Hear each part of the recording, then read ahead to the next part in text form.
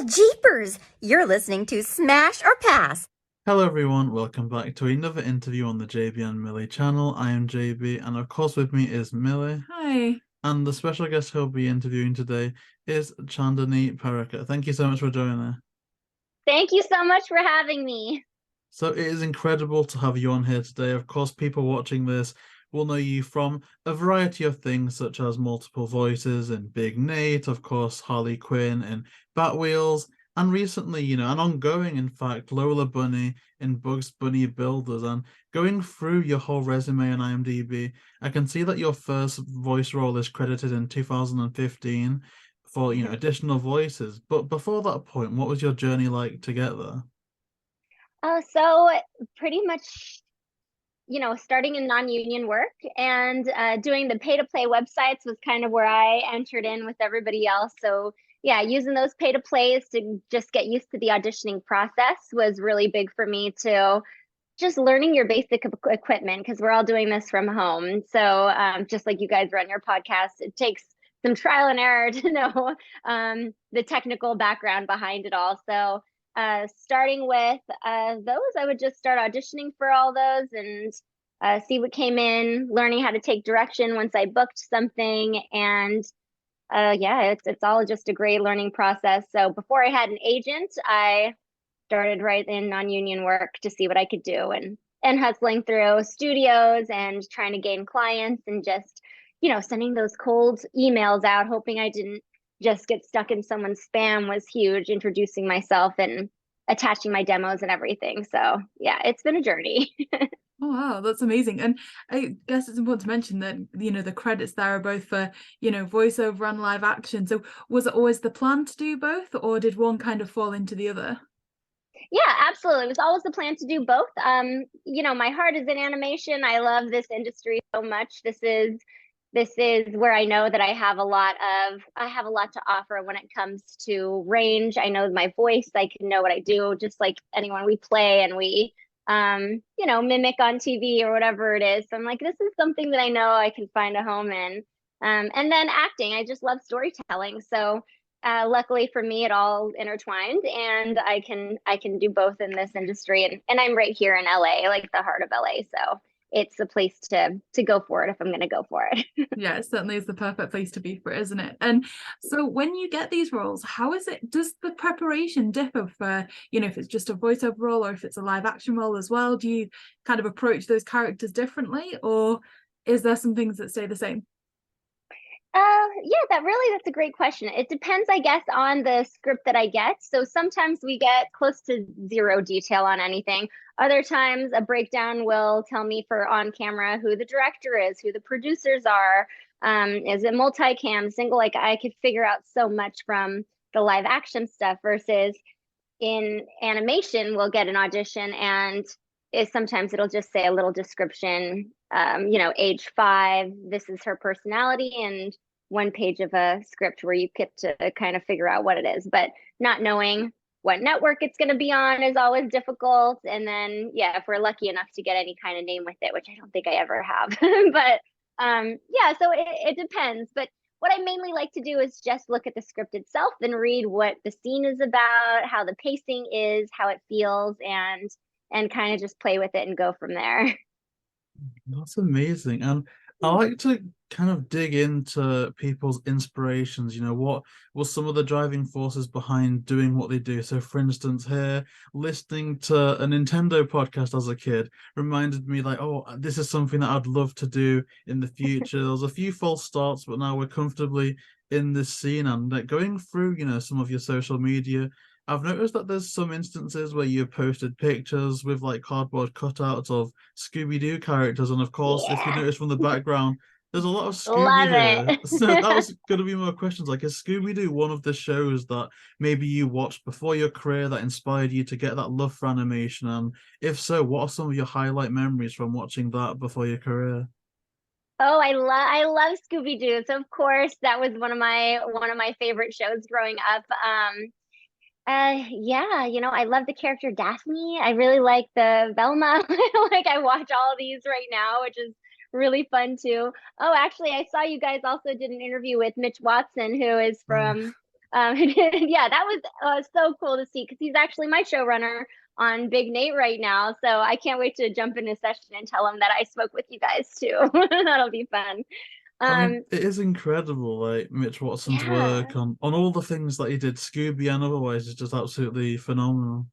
It really is. Yes, it's phenomenal. So a lot of my inspiration, yes, comes from those kind of these cartoons. Looney Tunes was a huge inspiration for me growing up as well. So I mean, I still look back and I'm like, I can't believe that I am here and playing the role of Lola. So yeah, but I feel like it all kind of led us here because you're so familiar with something. So when you get an audition like this, you kind of already feel like it resonates within you and it's easy to tap into and play with when you were playing with it as a child. 100%. And there's always that crossover. It seems that everything stems back to, like you mentioned, the Scooby Doo, the Looney Tunes, everyone that you can Yeah. speak to in the scene is either connected to one of those old iterations or connected to an upcoming iteration. So it's crazy. And I do think I referred to Mitch Watson as almost the man with the Midas touch when we, spoke to him in that interview because he worked on Mystery Incorporated, which is arguably people's favorite iteration of That, Scooby. And then yes. going from there to a show like Big Nate, which I've just seen, it's like every time I open Twitter, it's been nominated for a new award. So it's like Yeah. so many incredible things to come from Big Nate. So in regards to that Yeah. show, like how did your work on that begin, and what are some of your highlight memories from that show?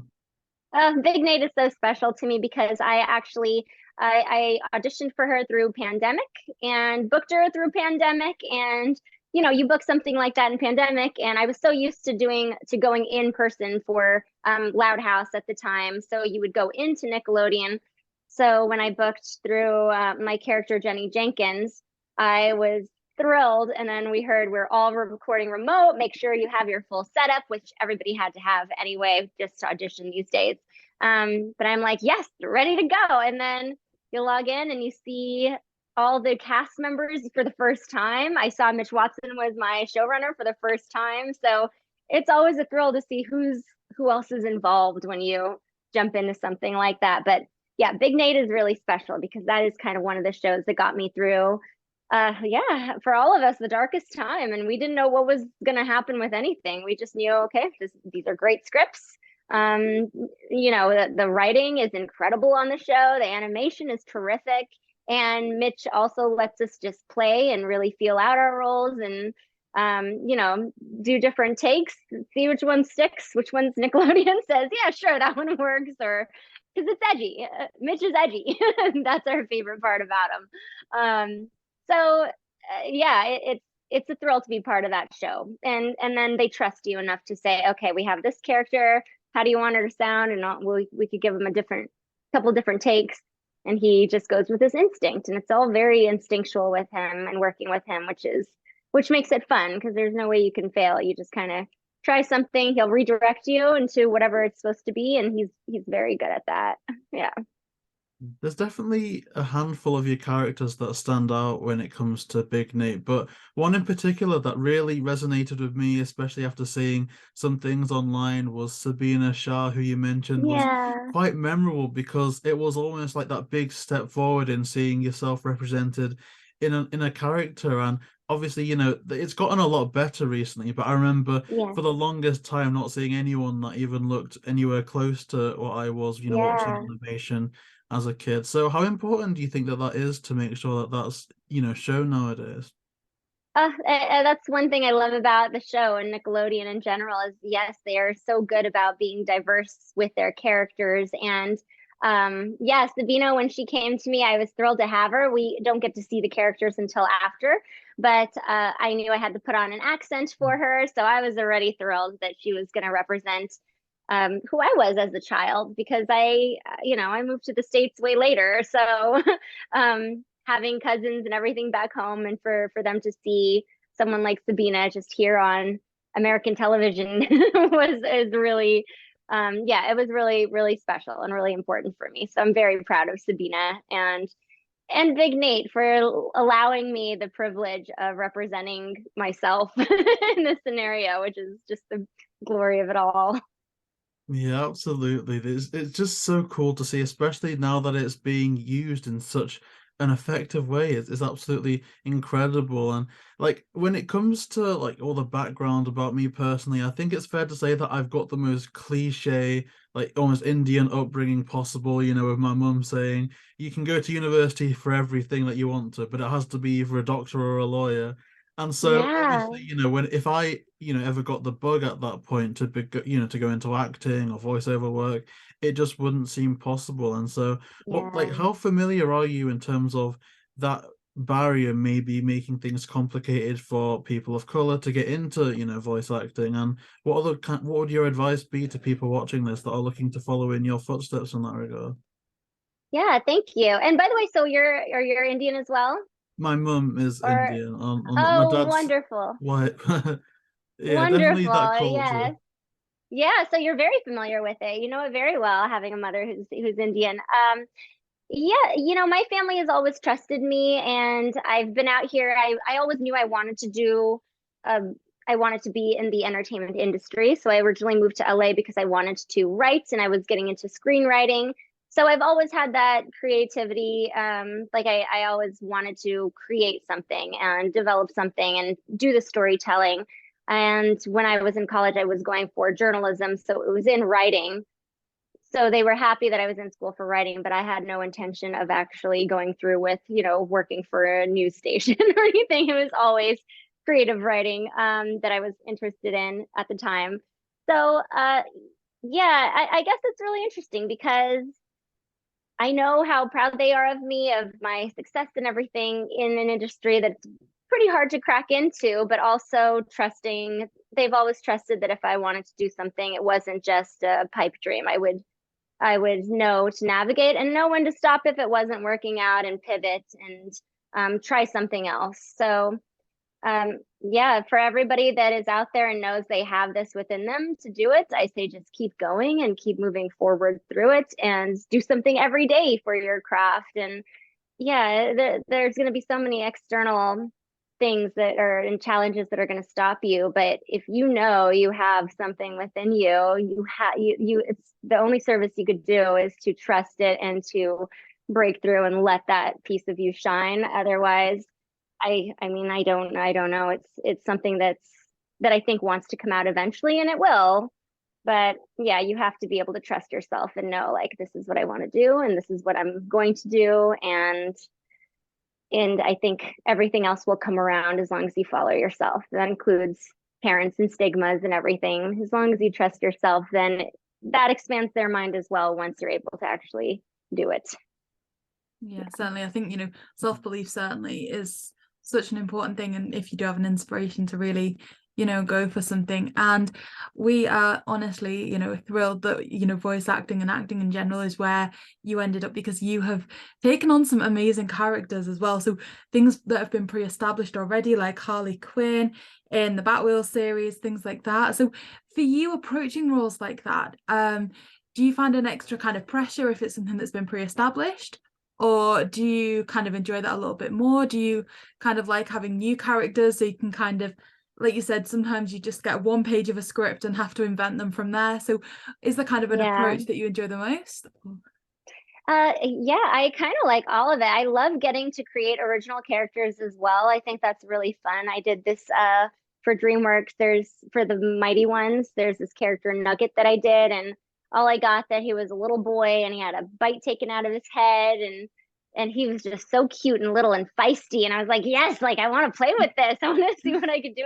And that was just such a blast because I think I went through several different voices in my audition before I ended up coming up with one take and turned it in. But yeah, I love getting to just develop something out of thin air as well, especially if they give you a picture and you get to know that, he's got like a little arms or something. You're gonna want him to sound like he's just a little armed guy. Versus yeah, and then I love when you get these legacy characters such as Harley Quinn or Lola Bunny, where they have several different voices who have voiced them throughout the years, and their different rendition of just versions and demographics that they're going into. But you kind of get a nice shell over, okay, who is this character? This is who they are.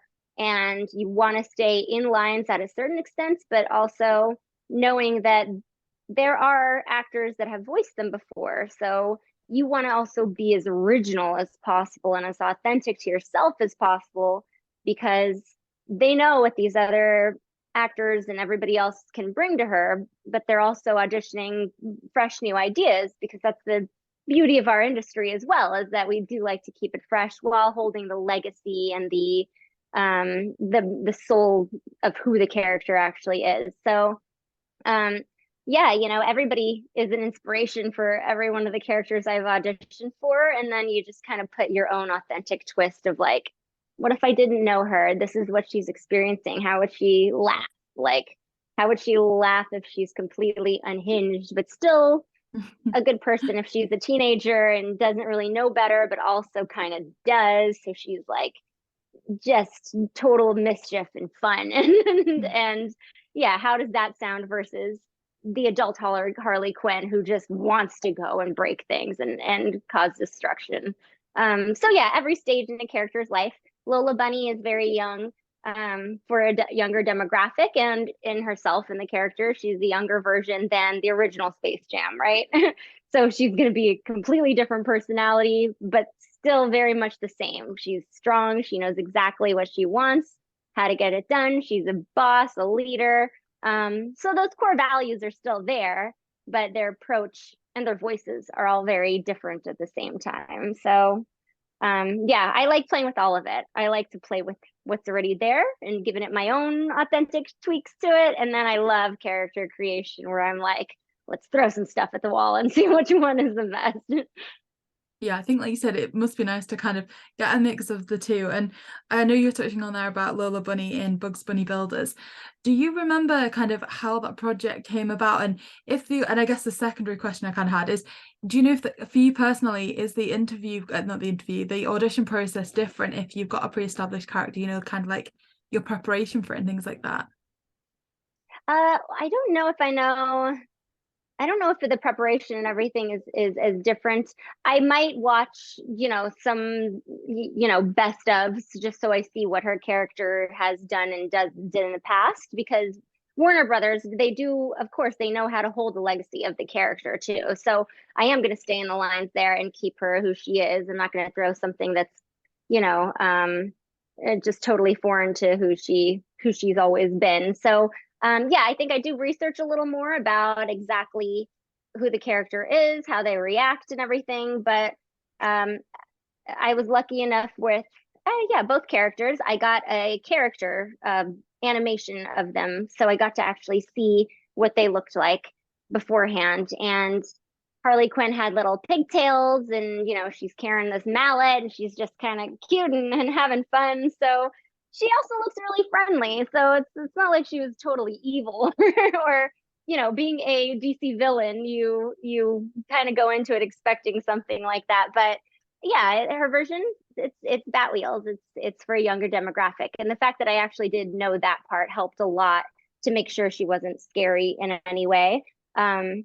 Lola Bunny, same. I got some really cute drawings of her, so I got to see her in all her moods and all her goofiness, her eyes, her like wacky faces, and they just send really great stuff when they auditioned her. So yeah, when I got those auditions, I believe for Lola Bunny I did two different versions. I did one that was totally grounded, and then I did one that was silly, goofy Looney Tunes original character, and they went with that one, which I loved. So yeah, I got a call back for her actually, and they said, could you keep her really toony and just make her really like just amp up the tune? And I'm like, oh, easy. Any day.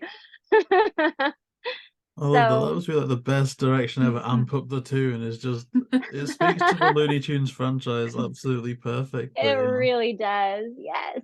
A bit more on that, like when going into like the whole process with Bugs Bunny Builders, how familiar were you with, you know, the whole Looney Tunes franchise? Very familiar. So that is the show. I would go back and forth to India as a child growing up, and they would have inside summers in India are very hot. Have you had a chance to go yet, JayBee, to India? No, I've been dying to for like the You longest have time. to, It's been at the top yes. of my list for like ages. Yes, yes, you must, but do not go in summertime because it is very hot. But that's when we would go because we weren't in school at the time. So summer breaks, my parents would send us to India, the hottest place ever, and we would stay inside when it was just those days you couldn't play outside. And they had all the Hanna-Barbera TV shows, and they had Looney Tunes and some of the Warner Brothers stuff. So I was just obsessed with sitting and watching those on the days that that we weren't playing outside. And it was the greatest stuff that I could see, honestly, taking you into these worlds where anything is possible and using your imagination. I feel like Looney Tunes is one of the rare shows that just lets you really expand your mind, and as a child to think anything is possible, and look how silly life can be and is, and if you just don't take it so seriously. And I think that's what the great escape of Looney Tunes gives us, is that it's all just a fun game out here if you want to play it. That's absolutely incredible, and it actually puts a lot into perspective for me because it seems like animation has translated quite well between that medium. Because I remember the first time my granddad came to visit, like say 85-year-old guy, and he was like looking through like the TV channels, looking for shows that he recognized, and surprisingly, his face lit up. I remember it when he found Tom and Jerry, and he would just sit there for like the whole day just watching Tom and Jerry. So Oh, that does that's make a so lot of cute. sense. Yes, yes. And so you mentioned like previous iterations of Lola Bunny before, especially Space Jam, when I don't know if this is the right word, so please feel free to shut me down. But you could almost say bordering on sultry. I don't know if that's the word to describe Lola Bunny then, but considering Yeah. that was adult Lola, now going into interpreting her for younger audiences as a younger character, was there any type of way where you would look at, say, her interpretation in Baby Looney Tunes and go off of that, or was it just let's look at Lola as a fresh new character and interpret her that way? Yeah, she was actually just a fresh new character when I took a look at her. So just like all the characters, she's hanging with Bugs and Daffy and Tweety and Marvin, all the classics.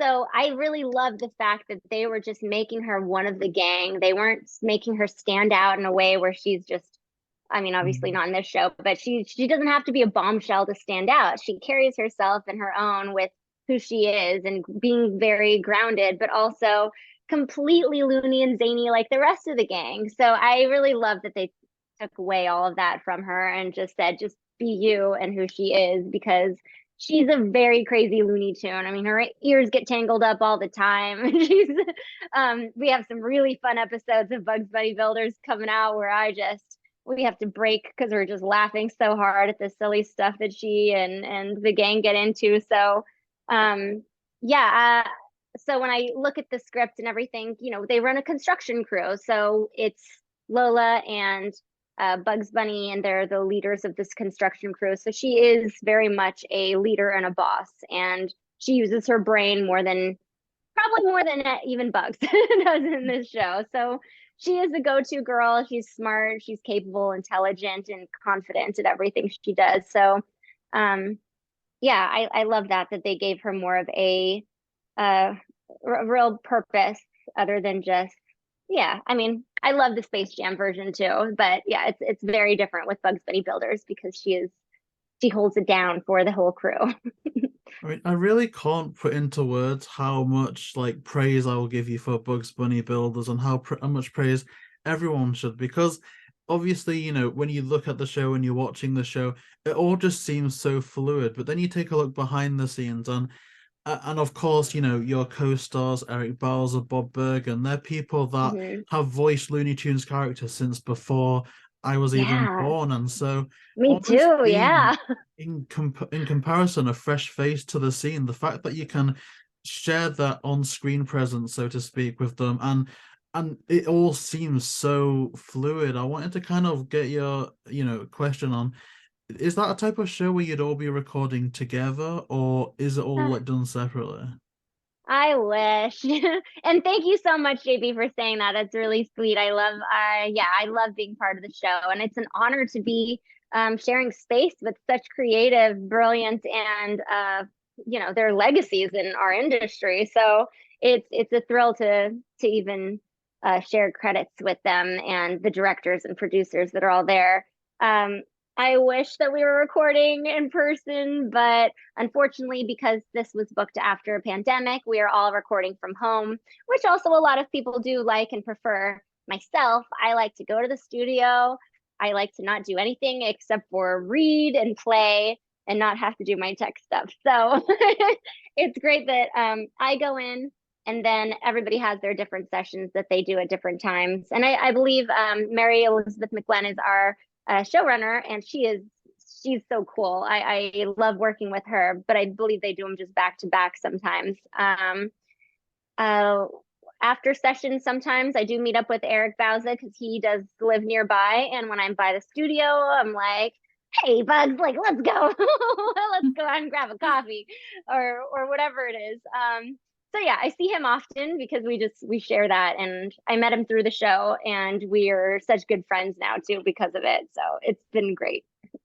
That's amazing. I know a lot of people that we have interviewed have said, very much a big part of it for them is the people that you meet kind of along the way. And Yeah, it certainly sounds like behind the scenes as well, you've had a lot of fun, like you were saying, in terms of there've been certain episodes where the dialogue's going and you just have to stop because you're laughing. Is there a certain episode that stands out to you, or moment that stands out to you, been particularly memorable from working on Bugs Bunny Builders? I don't know if there's any that I could actually say. Because a lot of them haven't even aired yet, which is really cool too.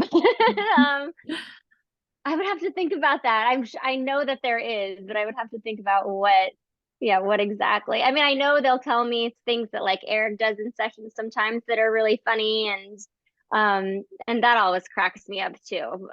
Just joking around during session is always fun. And Mary Elizabeth McGlenn, she also does voices, so like when she's reading with me, sometimes if she puts on a voice as I'm reading, I'm like, I can't with you right now. Like she just does such a funny job.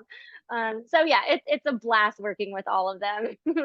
That was amazing. I mean, like we were just saying, I think, a lot of times, the people you work with is certainly, what does make working so memorable. And, Yes. with that in mind, I know JayBee was mentioning as well, there's certainly some, real legacy voices at the minute within Warner Brothers. It's their 100th anniversary, things like that. It's just an exceptional time to be with Warner Brothers. So I guess kind of for you, is there a way kind of you'd summarize what it's like at the minute, working there, and what your thoughts are? Yeah, it's amazing. I'm working on a couple different things right now with Warner Brothers, and some like I can't say exactly what right now, unfortunately. And yeah, I was even thinking, I'm like, maybe I should meet them after, but I'm happy to meet you as soon as possible too, and hopefully come back anyway. So yeah, we're working on a couple things behind the scenes right now. That's just it's such an honor to be a part of anything that they ask me to do for them promo wise. So yeah, I can't tell you how much I love the PR team there too. They've just been wonderful. I went to Comic-Con last year with them for Bugs Bunny Builders, and got to meet a lot of people, and in return got to meet a lot of the Batwheels people there. So I mean, WB, I couldn't ask for a better home, a better water tower for me to reside in. Oh gosh, now we're hearing about Comic-Cons, it's opening up an entire different line of questions. I mean, it would be an honor to have you back at some point, because obviously to fit in with the time that we have today, I kind of had to like chop a few questions. Yes, But yes. I guess, to wrap things up based upon that, is there any projects that you can talk about, or I guess, Bugs Bunny Builders, are there any more episodes coming up in the near future that people can check out at all? Yes, so Bugs Bunny Builders, we're still up and running, so I'm very excited to say yes, there will be plenty more episodes. They're releasing a lot of shorts on YouTube right now, so you could watch those at any time. HBO Max, Just Max, I think it's moving to. I think we're going to be all over all of those. So as far as new things, nothing that I can announce right now, unfortunately. But again, would love to come back and chat with you both.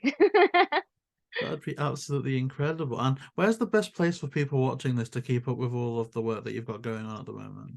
So I'm on Twitter. I'm very active on Instagram. I post almost daily on Instagram, maybe a little too much. I don't want to lose my fan base if they're like, wow, this girl is too much. But yeah, I'm pretty active on there. And I guess that's it. Twitter and Instagram. But yeah, pretty updated in both areas.